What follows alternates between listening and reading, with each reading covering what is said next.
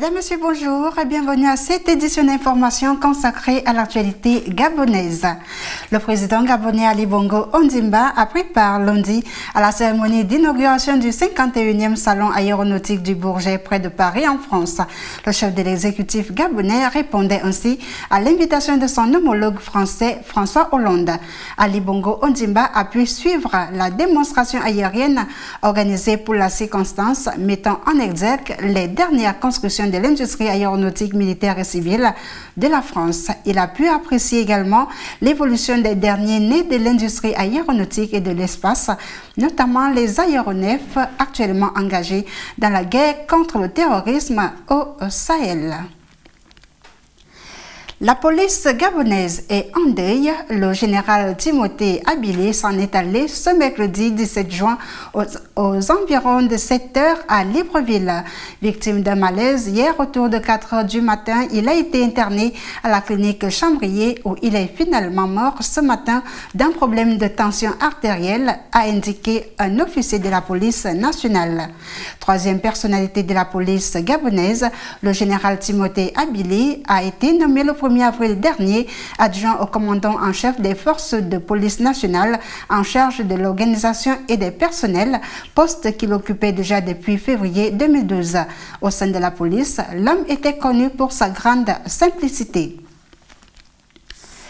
Dans la suite du journal, les relations entre l'État gabonais et celui d'Oregon se peaufinent grâce à l'ouverture mardi d'un laboratoire d'anglais à Afram, l'Académie franco-américaine de management de Libreville. Ce laboratoire permettra de vulgariser la culture américaine à travers l'apprentissage de la langue de Shakespeare. Marianne Biogou, reportage. La langue anglaise s'invite au Gabon grâce à l'ouverture d'un laboratoire ce mardi à Afram, l'Académie franco-américaine de management de Libreville. Ce laboratoire de langue est, selon le directeur exécutif du centre Gabon-Oregon, la concrétisation d'un partenariat entre le centre qu'il dirige, Afram, et l'ambassade des États-Unis. L'ambassade des États-Unis était déjà en discussion avec Afram pour ouvrir l'American Corner et ils nous ont fait la proposition. Il y avait une deuxième salle qui était disponible. Donc effectivement qui était déjà prête et nous avons vraiment un souci de mettre en place rapidement ce laboratoire. Nous avions posé le problème aux autorités gabonaises, mais je pense qu'il y a eu un peu de temps de réaction qui a été un peu lente par rapport à nos objectifs. Notre objectif c'était de mettre en place ce laboratoire avant les vacances scolaires pour que pendant les vacances scolaires nous pouvions continuer la formation des enseignants. Aussi, ce laboratoire va-t-il permettre l'importation de la culture américaine au Gabon pour que les enseignants de ce pays formés pendant 2 ateliers par l'Institut américain d'anglais deviennent de véritables bilingues. Le président directeur général de la FRAM a quant à lui relevé les avantages de ce partenariat tripartite.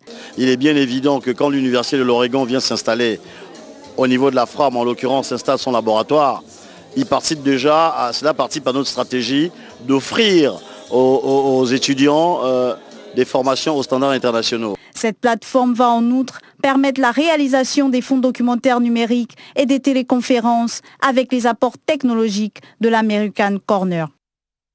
Lutte contre le trafic d'ivoire, Salifou Moulium, un ressortissant camerounais résidant à Port-Gentil, a été mis aux arrêts alors qu'il tentait de vendre à un de ses clients une vingtaine de pièces d'ivoire dans un hôtel de la capitale économique du Gabon.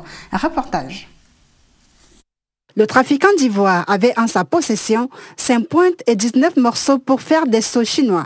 Il a été interpellé lundi après plusieurs jours de traque au cours d'une opération menée conjointement par l'antenne de la police judiciaire, les services des eaux et forêts et l'ONG Conservation Justice qui lutte contre le braconnage des espèces protégées et l'exploitation illégale du bois. Salifou Moulium risque 3 à 6 mois de prison avec une amende allant de 100 000 à 10 millions de francs CFA, des peines prévues par le Code forestier gabonais qui dispose que la chasse, la capture, la détention, le transport et la commercialisation des espèces intégralement protégées sont interdits et les infractions contre ces espèces sont punies. Mais ces peines, qui selon l'ONG Conservation Justice ont souvent du mal à être appliquées, ne sont pas vraiment dissuasives. La CITES, la Convention sur le commerce international des espèces de faune et flore sauvages menacées d'extinction, lors de la conférence de Kazan en mars dernier, avait réitéré son appel aux États de classer le braconnage au rang de crime avec des sanctions irrelatives. Les représentants d'une trentaine de pays et d'ONG à cette rencontre du Botswana s'étaient engagés à prendre de nouvelles mesures dans la lutte contre le trafic d'espèces protégées qui menacent désormais la survie d'espèces comme l'éléphant, le rhinocéros ou le tigre. Le président gabonais Ali Bongo Ondimba avait aux côtés de ses pairs du Botswana, du Tchad, de l'Éthiopie et de la Tanzanie rappelé la demande d'un moratoire de moins de 10 ans sur toute vente d'ivoire, le temps de stabiliser les populations d'éléphants. Fin de ce journal, mesdames, messieurs. Merci de nous avoir suivis. L'information continue sur Canal 7, la chaîne panafricaine.